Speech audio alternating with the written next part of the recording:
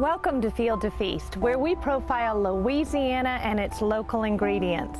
Today we're at Houma's house, where the Christmas decorations are up, and Chef Jeremy Langlois is going to prepare the perfect Christmas dish for our holiday table.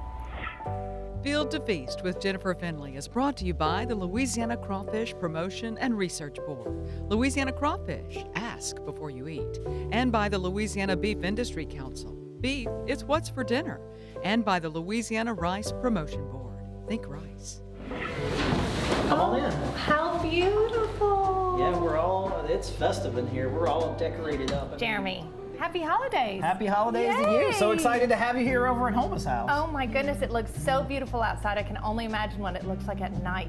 Oh man, this place, Houma's house, I might be a little biased, but it's one of the most beautiful properties in all of Louisiana. And then they do such a good job. I just take care of the food, so I can't take any credit for it.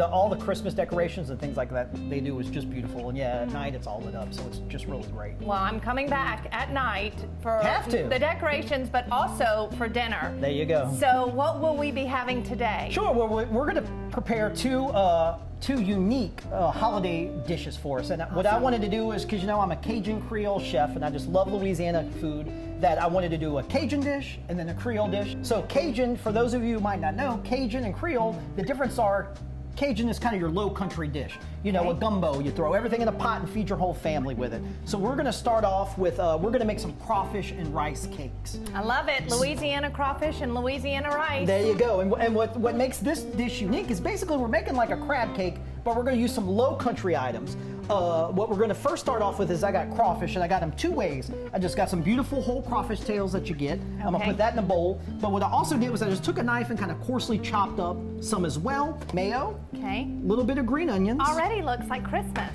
And some, there you go. And then a little bit of Creole mustard. Okay. Some great flavor, and then some rice. Crawfish cakes with rice. That's where they would use this low country items that were just readily available to stretch out their meals to feed their families. So you're still getting all the flavor of the crawfish and the green onions. Yeah, and the rice just adds just uniqueness to it that I just really like. What we want to do is add just enough breadcrumbs just to bind it. And I like to use a mixture of two different breadcrumbs.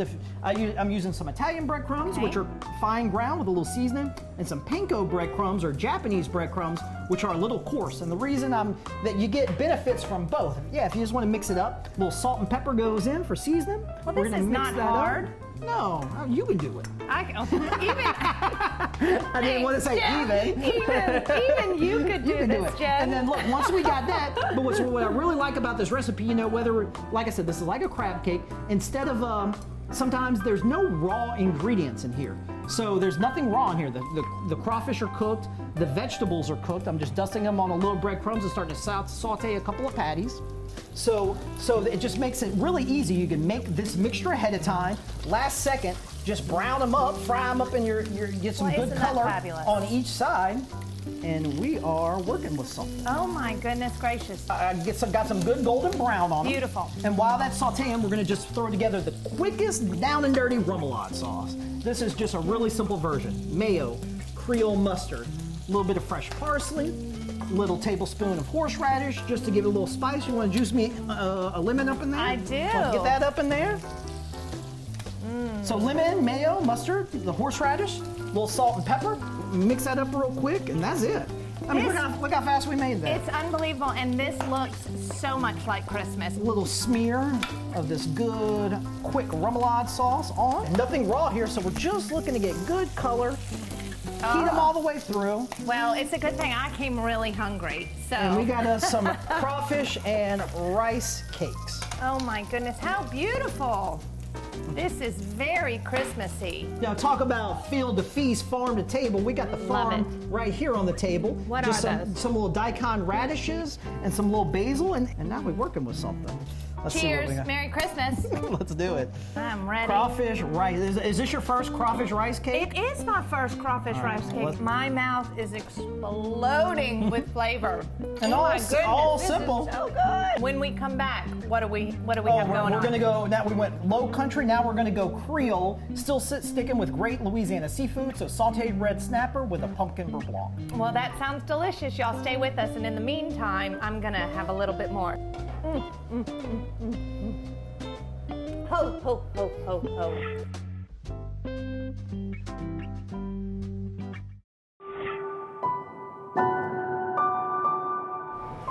So we are back in the kitchen at Houma's house with Chef Jeremy Langlois making our Christmas dishes in this beautiful Christmas environment. And what do we have going on now? I wanted to do something that wasn't traditional and maybe put a new twist on it. And I just love fresh fish. And you chose red snapper to match my sweater. There you go. Christmas is a red color. If I was smart, I would have thought about green sauce, and that would have been, we would have had something. So what we're going to make is we're going to make a pumpkin beurre blanc. Oh, and, that sounds delicious. You know, during this holidays, you have the pumpkin spice everything. Instead of it being just a pumpkin spice, I want to get the pumpkin in there. So first thing we're going to do before we get into the sauce, I wanted to talk about some wine.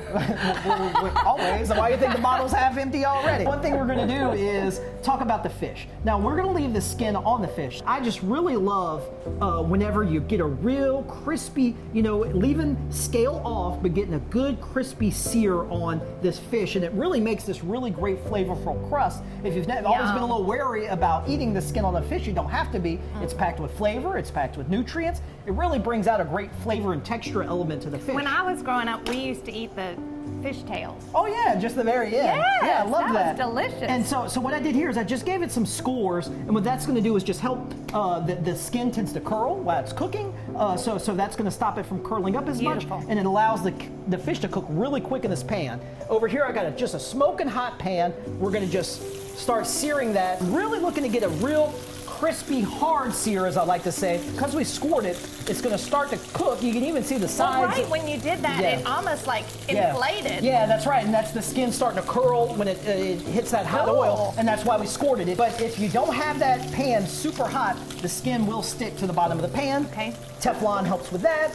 Cast iron helps with that, but having a pan, you can use any pan, just a pan real hot will help get that good sear. So what I'm going to do, take a little spatula, got that good crispy sear on it, and then I'm going to flip it over, and then what I'm actually going to do is I'm going to transfer it just over here in the back for a second so we can move right into making just a quick little pumpkin beurre blanc. Now, beurre blanc, French, white butter. Fat-free. It also means fat-free. Oh well, I hope you're closing your eyes. Look, I'm gonna tell you when to close your eyes, because this is one of those everything's in moderation kind of dish. You know? I got it. Well, it is the holidays. It's the holidays, and I like to say everything in moderation, including moderation. So I love it. So I just threw a little bit of shallots in here, and heavy cream. And what the heavy cream's gonna do is it's actually gonna help hold this sauce together, because we are gonna add some butter to it. And having that cream in there helps emulsify the butter and helps get it in there. Yeah. White wine, we're making a butter sauce. And so what I have here, let's talk about this. This is just, you get roast pumpkin and puree it, but canned pumpkin is great. Now what you don't want to get though is pumpkin pie filling out of the store, because that's going to have some different eggs in it, and it's probably going to have a lot of, this is just plain pumpkin, there's no spices, so now we can control how we season it. So I just whisked in a little bit of this pumpkin, and what that's going to do, give it a beautiful color, and it's going to start to thicken up the sauce. We already added our white wine. Fish, you always want to add some kind of acidity with seafood, so that's a little lemon juice that goes right in. And then now we're ready. Is it time to close my eyes? Yeah, you close your eyes, because what we're going to do, but this is the actual trick though. So we're going to put a couple large chunks of butter in. Now understand, this is going to be enough sauce for a bunch of people, but we're going to add a bunch of butter in it. And what I did was important. What I did is I just turned the fire, so the heat is off. And what I'm going to do is just add a couple of pats in here. And you add the butter last, and you see I'm just lightly swirling it in. If I were to leave it on the heat, it might break the sauce, which means the butter would melt too much and separate. Now look, now that's it. We got a beautiful butter sauce, a little bit of fresh chopped parsley at the end. Christmas. And let's come back to our fish. Oh my gosh, I can't get over how good that smells. Now look how nice that looks with the. Word. Now look, that fish is cooked all the way now, so yeah, we're gonna go right on the plate. Oh my word. I just kind of put it around because I don't want that crispy skin to get soggy, so I'm gonna put a little bit of that sauce around. And this would be such a unique holiday item that we could serve at the dinner table that I just think people would just love and go nuts over. Did you just come up with this for us? Well, no, this is something that, well, I always love doing a fish. Yes.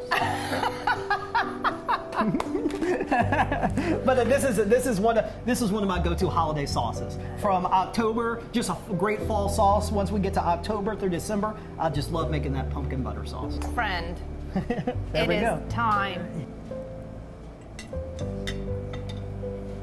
Oh my gosh. Merry, Merry Christmas. There you Merry go. Christmas. This is fantastic. Oh, well, Chef, thank you so much for having us today. Always a pleasure. Yeah, look, you're welcome at Houma's house anytime. Just let me know when you want to come. Careful with that. But I do want to wish you and your family a very Merry Christmas. Likewise. And thank you so much for spending time with us today. Absolute pleasure. Thank you. Well, this has been so much fun here at Houma's house, celebrating Christmas and making these festive dishes. So we wish you and yours a very Merry Christmas, and we'll see you next time on Field to Feast. Merry Christmas, y'all. Field to Feast with Jennifer Finley was brought to you by the Louisiana Crawfish Promotion and Research Board, Louisiana Crawfish, ask before you eat, and by the Louisiana Beef Industry Council, beef, it's what's for dinner, and by the Louisiana Rice Promotion Board, think rice.